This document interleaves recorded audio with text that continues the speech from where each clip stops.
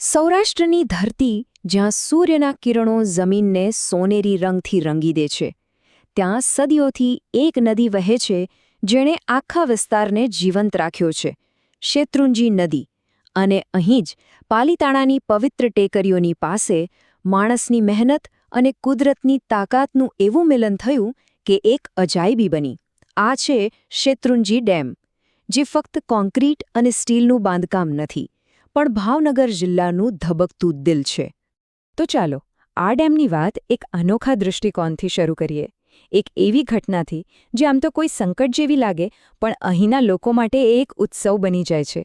હમણાં જ સૌરાષ્ટ્રમાં થયેલા ભારે વરસાદને કારણે શેત્રુંજી ડેમ ફરી એકવાર તેની પૂરેપૂરી ક્ષમતા પર ભરાઈ ગયો છે. અને જાણો છો, આ કંઈ પહેલીવાર નથી થયું. એક બે વાર નહીં, પણ આ સતત 5મું વર્ષ છે જ્યારે ડેમ ઓવરફ્લો થયો છે. પણ અહીં જ એક સવાલ થાય, ડેમનું છલકાવું એ તો સામાન્ય રીતે પૂર અને ખતરાની નિશાની હોય, ખરું ને? તો પછી અહીંના લોકો આ વાતથી આટલા ખુશ કેમ થાય છે? આનો જવાબ આ વિસ્તારની જમીન અને લોકોના જીવનમાં છુપાયેલો છે. જો જેવું પાણીનું સ્તર ભયજનક સપાટીએ પહોંચે એટલે તંત્ર સાવચેતીના પગલાં લે જ છે. ડેમના 20 દરવાજા ખોલી દેવામાં આવે છે અને આસપાસના 17 નીચાણવાળા ગામોને અલર્ટ પણ કરી દેવાય છે. પણ આ બધી સાવચેતી વચ્ચે પણ લોકો માટે તો આ રાહત અને ખુશીના સમાચાર છે, કારણ કે ભરાયેલો ડેમ એટલે આખા વર્ષ માટે પાણીની ગેરંટી. પણ આ ખુશી પાછળનું સાચું કારણ શું છે, એ સમજવા માટે આપણે થોડું પાછળ જવું પડશે, સૌરાષ્ટ્રના ભૂગોળ અને તેના ઇતિહાસમાં. સૌરાષ્ટ્ર વિસ્તારની આબોહવા અર્ધસૂકી છે અને અહીંનું ચોમાસું બહુ જ અનિયમિત રહ્યું છે. એવું કહેવાય છે કે અહીં લગભગ દર ચોથું ચોમાસું નમળું જાય છે, જેના કારણે પાણીની ભયંકર તંગી ઊભી થાય છે. એટલે જ આ વિસ્તાર માટે પાણીનો સંગ્રહ કરવો એ જીવન મરણનો સવાલ બની જાય છે. હવે જરા આ નકશા પર નજર કરો. અહીં શેત્રુંજી નદીનો પ્રવાહ સ્પષ્ટ દેખાય છે. ગીરના જંગલમાં ચાંચાઈ ડુંગરમાંથી નીકળીને આ નદી 227 કિલોમીટરનો લાંબો પ્રવાસ ખેડીને છેક ખંભાતના ખાતને મળે છે. આ નદી જ આખા પ્રદેશની જીવાદોરી છે અને એના પર જ આ ડેમ બન્યો છે. આઝાદી પછી દેશ સામે પાણીની સુરક્ષા એક મોટો પડકાર હતો અને એ પડકારને પહોંચી વળવા માટે શેત્રુંજી ડેમ જેવી યોજનાઓ હાથ ધરવામાં આવી. 1959માં બનીને તૈયાર થયેલો આ ડેમ આજે પણ સૌરાષ્ટ્રનો સૌથી મોટો જળાશય છે. એ સમયના એન્જિનિયરોની દૂરંદેશીને સલામ કરવી પડે. પણ આ ડેમ કેટલો મોટો છે એનો કોઈ અંદાજ છે? એની કુલ સંગ્રહ ક્ષમતા 308.68 મિલિયન ક્યુબિક મીટર છે. આ આંકડો કદાચ મોટો લાગે, પણ એમ સમજો કે આ માત્ર પાણીનો સંગ્રહ નથી, આ તો લાખો લોકોની આશા અને એમના ભવિષ્યનો સંગ્રહ છે.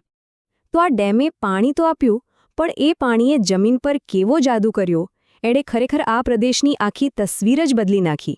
ચાલો જોઈએ કેવી રીતે. એક સમય હતો જ્યારે ખેડૂતો વરસાદ માટે આકાશ સામે તાકી રહેતા હતા, અને આજે ત્યાં આખું વર્ષ લહેરાતા પાક જોવા મળે છે. જ્યાં પાણી માટે વલખા હતા, ત્યાં આજે સમૃદ્ધિ છે. આ ડેમે ભૂતકાળની બધી મજબૂરીઓને વર્તમાનની તકોમાં ફેરવી દીધી છે. આ ડેમ ફક્ત ખેતરોને જ નહીં, પણ શહેરોને પણ જીવંત રાખે છે. ભાવનગર, પાલીતાણા અને ગારિયાધાર જેવા મોટા શહેરોની પાણીની જરૂરિયાત અહીંથી જ પૂરી થાય છે. એટલું જ નહીં, આ વિશાળ જળાશયમાં મત્સ્યોદ્યોગ પણ વિકસ્યો છે, જે હજારો પરિવારોને રોજગારી આપે છે. અને આ પાણીને કારણે જ આ વિસ્તાર આજે ડુંગળી, કપાસ અને મગફળીનું હબ બની ગયો છે. તો આ ડેમે જમીનને તો સોનું બનાવી દીધી, પણ તેની અસર માત્ર ખેતી કે અર્થતંત્ર સુધી સીમિત નથી.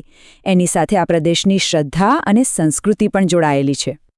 એન્જિનિયરિંગની આ આધુનિક અજાયબી આ વિસ્તારના પ્રાચીન આધ્યાત્મિક વારસા સાથે સીધી જોડાયેલી છે. આ ડેમનું જળાશય બીજે ક્યાંય નહીં, પણ જૈનોના સૌથી પવિત્ર તીર્થસ્થળ શત્રુંજય પર્વતની તળેટીમાં જ આવેલું છે. અહીં પ્રગતિ અને પરંપરા એક સાથે વહે છે. આ ડેમે માત્ર માણસોનું જ ભલું નથી કર્યું, પણ પ્રકૃતિને પણ એક ભેટ આપી છે. આજે આ વિશાળ જળાશય હજારો વિદેશી પક્ષીઓ માટે એક સુરક્ષિત ઘર બની ગયું છે, જે તેને પક્ષીપ્રેમીઓ અને પ્રકૃતિપ્રેમીઓ માટે એક નાનકડું સ્વર્ગ બનાવે છે. અને આ કુદરતી સંતુલન જળવાઈ રહે એ માટે વૈજ્ઞાનિકો આધુનિક ટેકનોલોજીનો ભરપૂર ઉપયોગ કરે છે. રિમોટ સેન્સિંગ અને GIS જેવી ટેકનોલોજીથી તેઓ આખા નદી વિસ્તાર પર નજર રાખે છે, જેથી આ વારસો આવનારી પેઢીઓ માટે પણ સચવાયેલો રહે.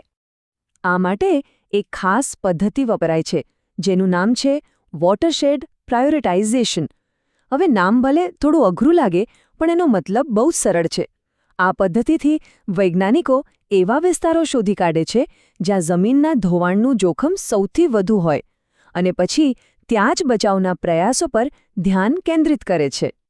તો આપણે જોયું કે આ ડેમ ભૂતકાળની ભેટ છે અને વર્તમાનની જરૂરિયાત છે, પણ ભવિષ્યમાં એનું શું મહત્વ રહેશે? ખાસ કરીને એવા સમયમાં જ્યારે આખી દુનિયા ક્લાઇમેટ ચેન્જનો સામનો કરી રહી છે. શેત્રુંજી ડેમ એ માત્ર એક બાંધકામ નથી, એ ભાવનગરનો મૌન રક્ષક છે. એ એક પ્રતીક છે કે જ્યારે માણસની ઈચ્છાશક્તિ અને એન્જિનિયરિંગ એક થાય ત્યારે કેવા મોટા પડકારોને પણ પાર કરી શકાય છે. આ ડેમ 20મી સદીના પડકારોનો જવાબ હતો, પણ હવે આપણે 21મી સદીમાં છીએ અને આપણા પડકારો પણ નવા છે. તો હવે એના ઉકેલો કેવા હશે? આ એક વિચારવા જેવો સવાલ છે, ખરું ને?